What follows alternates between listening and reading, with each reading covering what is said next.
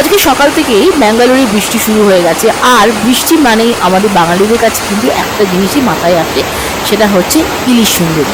হ্যাঁ, ইলিশ সুন্দরী।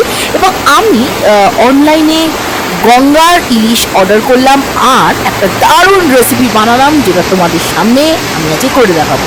তো চলো আর দেরি করবো না, সোজাসুজি চলে যাই ইলিশ সুন্দরীকে রান্না করতে।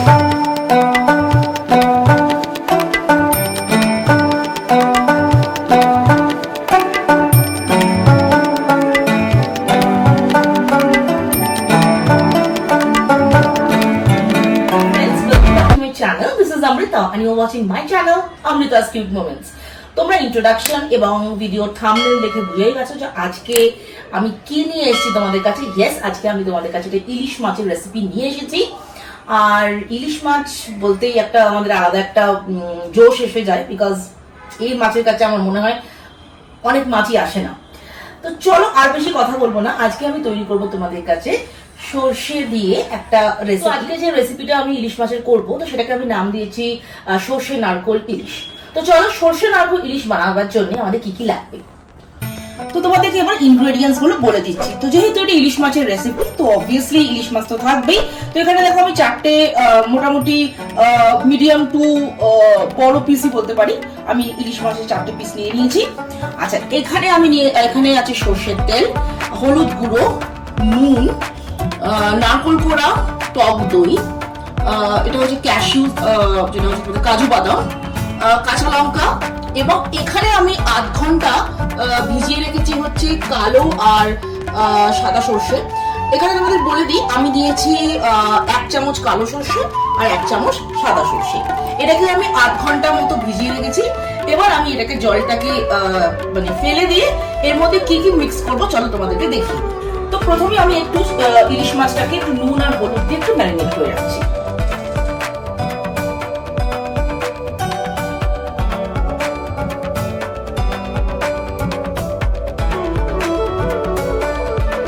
ভালো করে এটাকে আমরা নুন আর হলুদটা যাতে মাছের মধ্যে ভালোভাবে মিক্স হয়ে যায়, সেটাকে মিক্সটা করে আমরা এটাকে কিছুক্ষণ ধরে রেখে নেব। তো দেখো জলটা আমি ফেলে দিয়েছি। তো এর মধ্যে এখানে আমি প্রথমে দেবো হচ্ছে 4টে থেকে 6টা কাঁচা লঙ্কা, যে যেরকম ঝাল খায়। আমরা একটু ঝাল খাই বলে আমি 6টা কাঁচা লঙ্কা দিলাম। আচ্ছা, এখানে দেবো হচ্ছে নারকোল কোড়া। এখানে প্রায় আমি 1 কাপ মতো নারকোল কোড়া দেবো, মানে 1 small cup of coconut grated দিলাম। আচ্ছা, আমি এখানে 8-9টা কাজু বাদাম দিচ্ছি। এখানে কাজু বাদামটা যখন আমরা মিক্সিতে যদি এটা বাটি এই সর্ষেটা, তো অবভিয়াসলি তখন কিন্তু আমরা কাজু বাদাম দেবো। এটা একটা বলে দিচ্ছি তোমাদেরকে যে এটা যদি শিলে বাটতে তাহলে কাজু বাদাম দরকার ছিল না, কিন্তু যেহেতু মিক্সিতে বাটছি কাজু বাদাম তো অবশ্যই দেবে, কারণ এতে সর্ষে একদম টেস্টটা ইনট্যাক্ট থাকবে। এবং সর্ষেতে যে কালো একটা যে একটু যে ওই তেতো ভাবটা চলে যাবে, আর সর্ষের টেস্টটা কিন্তু একদম ইনট্যাক্ট থাকবে। তো কাজু বাদামটা কিন্তু must when you are mixing, when you are putting this thing in a mixer। তো চলো, আর এরপরে দিচ্ছি হচ্ছে নুন, সর্ষের তেল এবং জল।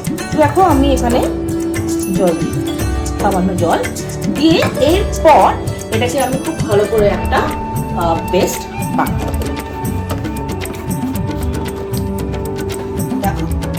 তো দেখো পেস্টটা কিন্তু তৈরি হয়ে গেছে।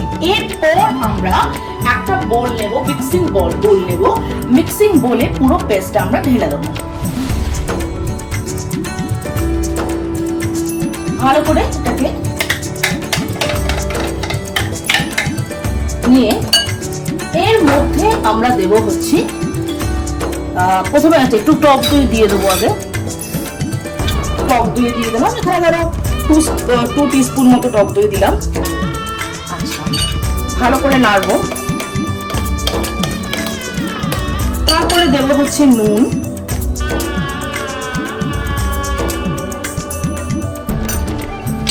দেবো হচ্ছে হলুদ গুঁড়ো,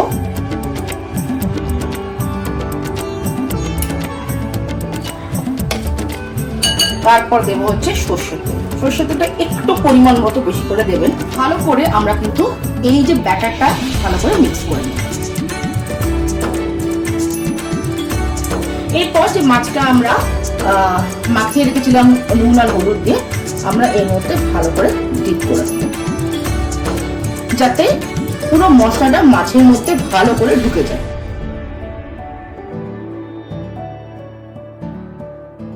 তারপর আমরা এর উপর দিয়ে 4টে কাঁচা লঙ্কা মতো দিয়ে দেবো, আর একটু সর্ষের তেল দিয়ে দেবো। তো আমরা এই পুরো মিক্সচারটা, সর্ষে, নারকেল, কাজু যে মিক্সচারটা ছিল, তার মধ্যে টক দই দিয়ে আর বাকি যা ইনগ্রেডিয়েন্টস ছিল দিয়ে মাছটাকে ভালো করে এতে ডিপ করে রাখলাম। 5 মিনিট মতো রেখে দেবো। তারপরে আমরা যেখানে রান্না করবো যে প্যানটায়, সেইখানে ট্রান্সফার করে দেবো। তো এটা আমি 5 মিনিট মতো একটু রেখে দিচ্ছি। তো আমি যেখানে যে প্যানটাতে রান্না করব, সেই প্যানটার মধ্যে আমি ওই পুরোটা ঢেলে দিলাম। এবার গ্যাসটাকে আমি অন করে দেব। একদম অল্প সিমে আমরা রান্নাটা করব। তো এবার এটাকে কভার করে দেব। তো আমরা 10 মিনিট বাদে এটাকে খুলে দেখব যে এটা কুক হয়েছে কিনা।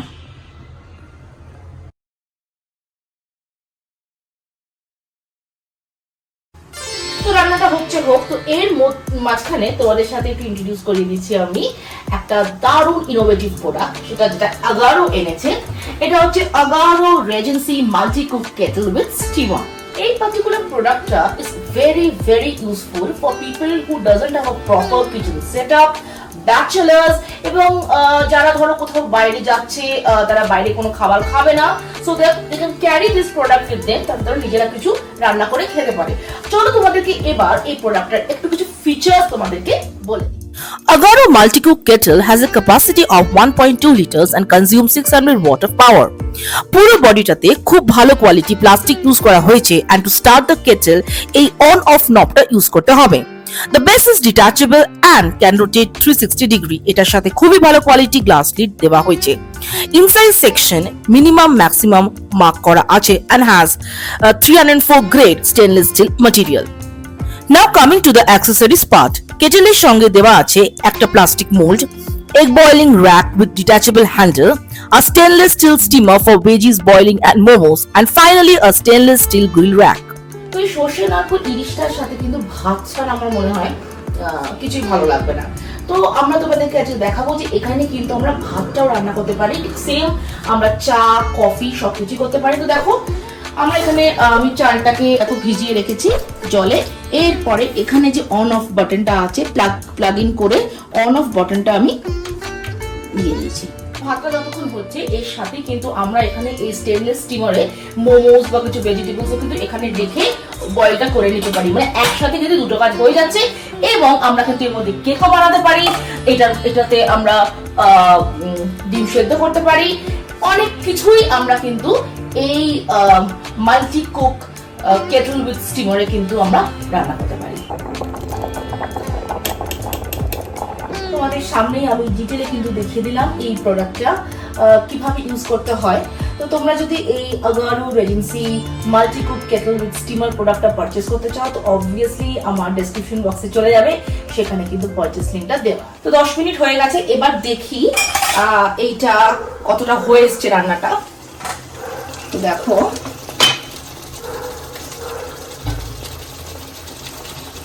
না অনেকটাই, হ্যাঁ এটা পুরোটাই হয়ে গেছে, অনেকটা না হয়েই গেছে।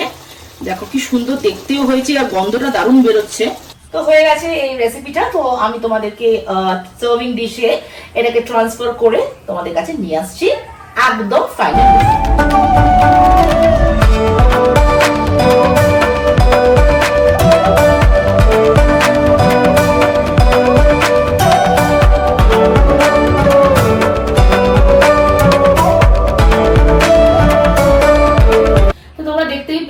কত সহজ ভাবে আমরা কিন্তু বাড়িতে ইলিশ মাছের এই রেসিপিটা তৈরি করতে পারি, যেটা হচ্ছে সর্ষে ইলিশ দিয়ে নারকেল দিয়ে যে রেসিপিটা আমি তৈরি করেছি, যেটাকে আমি নাম দিয়েছি সর্ষে নারকেল ইলিশ।